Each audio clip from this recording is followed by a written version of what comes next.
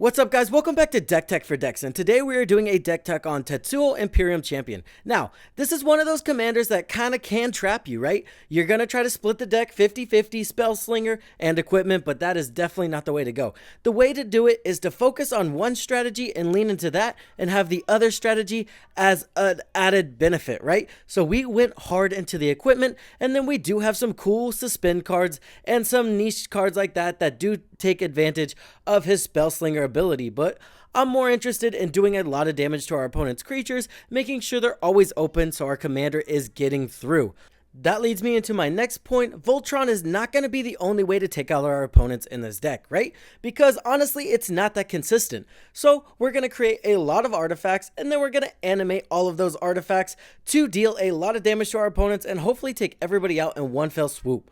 Now, if that sounds like a deck tech you're into, let's get into it. Before we get into the equipment, let's look at how we can abuse his Spellslinger side and ultimately how we end the game. The first way is with suspend cards, like Inevitable Betrayal. This one's solid because we're just going to get somebody's best creature. Notably, target the Dragon player or the Kalia player, right?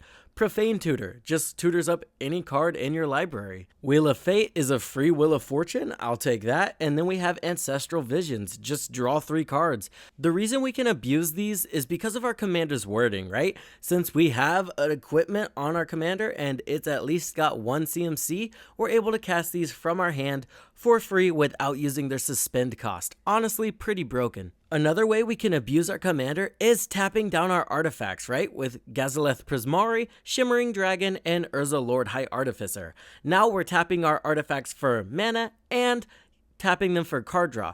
The reason we're able to do this is because tapping an equipment doesn't do anything. It doesn't unequip it from your creature. It's just now a tapped sword instead of an untapped sword. So now we're tapping all of our swords for mana and drawing cards.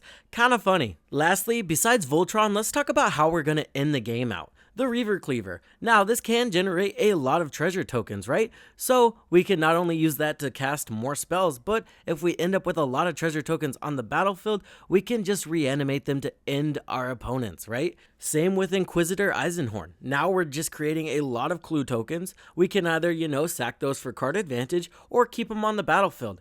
And then we're going to end the game out with Cyberdrive Awakener or Rise and Shine. Now, all of our creatures are 4/4s, and if we use Cyberdrive Awakener, they have flying, which is really good evasion. You're definitely taking out an opponent. Not to mention, it is going to animate all of our equipment as well.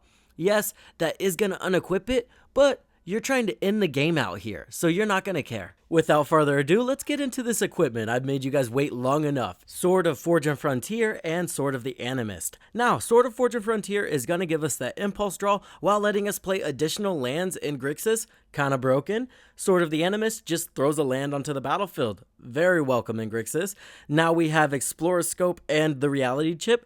Now we're playing lands from the top of our library while casting spells from the top of our library. We're getting card advantage off of these equipments, so it just synergizes really well with our deck. We also play bombs like Batter Skull, Cauldron Complete, and Embercleave. Now we have some massive CMC equipment, so we're casting everything from our hand for free and dealing a ton of damage to our opponents and our opponent's creatures. Hammer of Nazan is perfect in the deck because it's going to get past those equip costs. Additionally, we do run Bloodforged Battle Axe, which is another thing that we can reanimate with Cyberdrive Awakener and Rise and Shine to end the game out. Lizard Blades, a super cheap equipment, scales really good into the late game, and it turns all of those suspend cards online. Wand of Orcus. Now, our commander can get pretty big here, but like I said, Voltron's a terrible way to end out the game. It's just not very consistent, so Wand of Orcus can make it to where we're creating a massive board state with our commander. Pact Weapon is a super awesome card that's just going to give us some card advantage while buffing up our commander and preventing us from losing the game.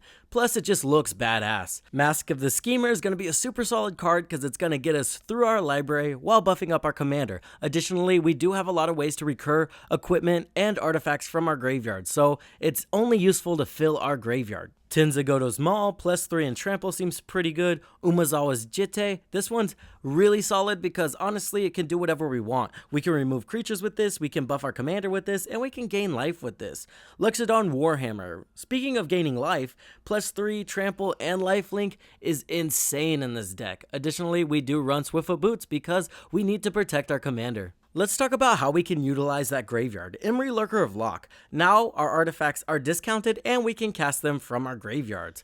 Goblin Engineer. Not only can this guy get us the Reaver Cleaver, which is 100% what we're grabbing with this guy, he can also use the treasure tokens we generate from the Reaver Cleaver to get all of our other 3 CMC artifacts onto the battlefield, which you've seen we have a lot of. Hiko Yamazaki and Silas and Rin. Again, we're just able to cast our artifact spells from our graveyard. Let's move on to the support of the deck. We have Brass Squire. This guy's just an all-star, right? We're not paying equip cost anymore. Trophy Mage is super solid in the deck. Not only does she search out those 3 CMC cards, which is really the important part. We've got the Reaver Cleaver, Sword of Fortune Frontier, that's where our value is. Additionally, she's a body, so we can equip equipment to her, which I know it sounds weird, but it's worth saying.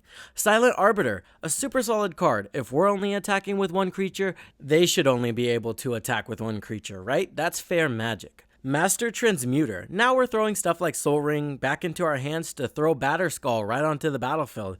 I'm into that. Anchor to Reality, another super solid card that just grabs an equipment from our library and shoves it right onto the battlefield.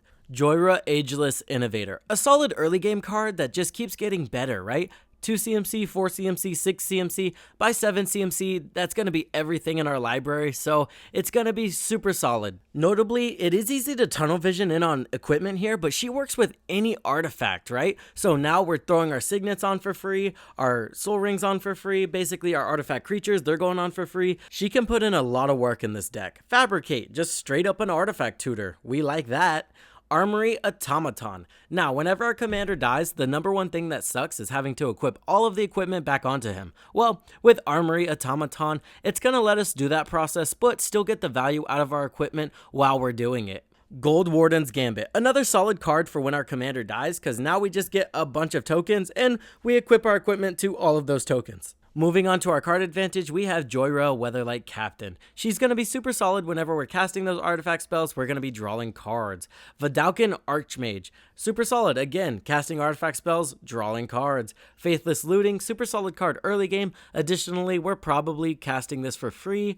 Jessica's Will, another card we're probably casting for free. Additionally, it gives you ramp and card advantage at the same time. Wheel of Misfortune, a super solid card. It's basically like Wheel of Fortune, but somebody takes a lot of damage and somebody's not going to draw. Having the top deck is the worst thing in Magic, and this gets us a fresh new grip, so we're into that. Windfall, another card that can just get us a fresh new hand of cards. Moving on to ramp, it's very simple. We run Wayfarer's Bauble, all 4 signets, and a Soul Ring. The reason we're allowed to get away with this is one, because all of our ramp is in our equipment options. Additionally, the artifacts just synergize really well with the deck. Now, let's get into removal, and you probably noticed the same thing I noticed when I was building this deck. This is a lot of artifacts, and one Bane of Progress, you're done for the game.